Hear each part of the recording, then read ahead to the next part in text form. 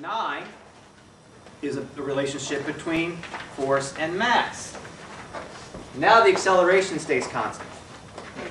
We're going to increase the mass. Because of that, the force must be greater.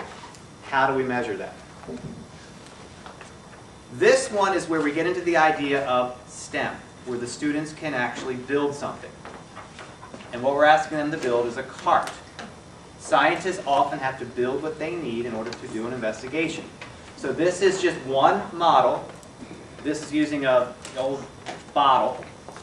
The diagram on page 58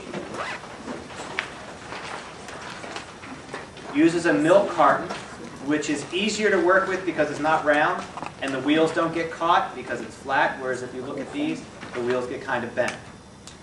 Now you can give the children the materials, go through in the directions it tells you how to lead a discussion for kids to go to where you want with designing a car that can measure what they want to do. Or you can have an aide build them. It's all regarding your time. This year, you might have one of your student aides build all these. 3 years from now, you might just say, you know what? We got to figure out how to measure this stuff. What can we do? And they might come up with the idea. There are questions on this page 58 and some guidance there for how you do that and how you build it. It is up to you for how you approach it. You are given all these materials, but what we want is the kids to build them. That is our goal in the future when they have more time to design them. And they'll come up with different designs. Did you guys give them the design or have them just make something? I gave them the design and they had the option of whether to use that or design their own. And some of the groups followed the instructions, some of the groups went off and used materials and built these really wacky cars. And I mean, all we used was either milk cartons or some of them used add-on orange juice boxes from the cafeteria, rubber bands, straws, and wheels. I just handed them all the materials. I said, take care of it. And they figured out some great solutions. A catch to keep things tight is that these wood dowels are slightly larger than the holes. You get a little piece of sandpaper, just have the kids take off a little bit, not a lot, because otherwise it won't stick, just a little bit, and then you shove it in there. The straws are almost exactly cut in half and will work, but not quite. Cut them in half, they're about as long as the wood dowel. So you cut the straws in half and then cut off a little bit more, and you'll end up with a straw that is just long enough so that the wood dowel sticks out on the ends.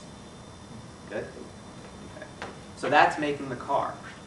And this could be something kids really have a good time with. And that's also a discussion using the spreadsheet is if everyone makes a different design, can you combine the data of the class? Is that a fair thing you can do?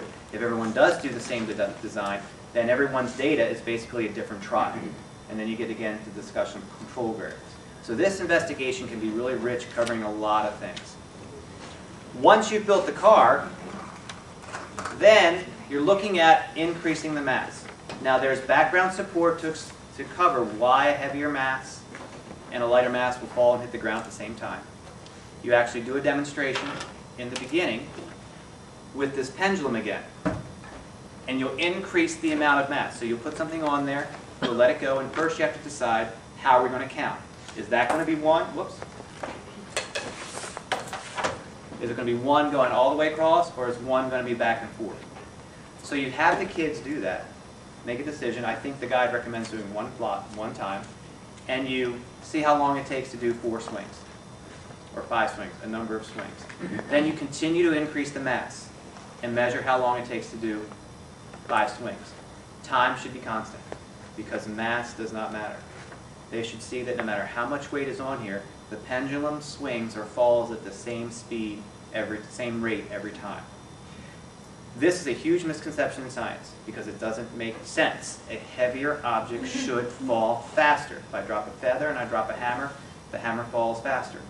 There's a video and teacher content that you can use or you can decide how to use showing a demonstration where they drop a feather and a hammer on the moon. It's actually listed on the background information in the back.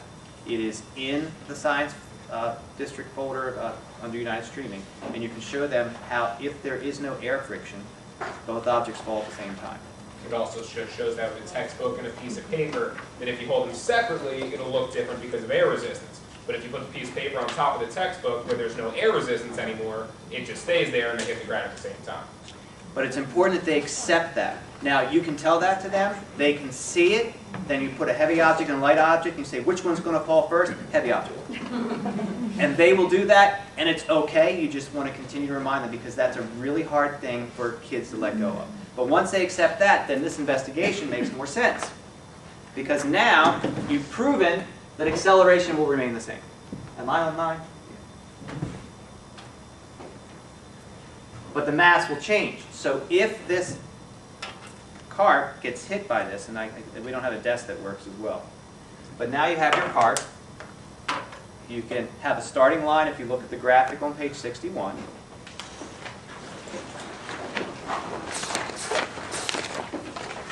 This is one, by this point, the students should be writing their own procedures for an investigation, or as a class you can do it and model it, or you can get in there and you can write them yourselves, but in time the children will be doing their own. You line it up, you're going to pull this back. I can't do this with this table. This is hanging from a desk for a kid's desk. Lays there. You're pulling this back, letting it go. Doesn't move. Then you get into STEM, redesigning. What's wrong with it? Well, it's rubbing. You might need to stretch rubber bands, move it around a little bit, because you want these to be able to spin. And again, on a milk carton, this will work better. You get the point. Then they'll pull it back. Again, they'll do multiple trials. Hit it. They increase the amount of mass. And what happens is, as the mass increases, it will go farther. And that's because of physics. If the mass increases, acceleration is due to gravity. That remains the same. Your force is going to increase. Based on lesson 6, they learned if the force increases, motion is going to be different. That's the idea behind this investigation. One focuses on increasing force. Mass stays the same. Acceleration of the thing you are looking at will change. This one focuses on the mass increases. How does more mass affect the force if the acceleration stays the same? Do we have to teach them the math for this? No. But it's understanding that mass affects force. Force affects motion, and that's directly from the indicators.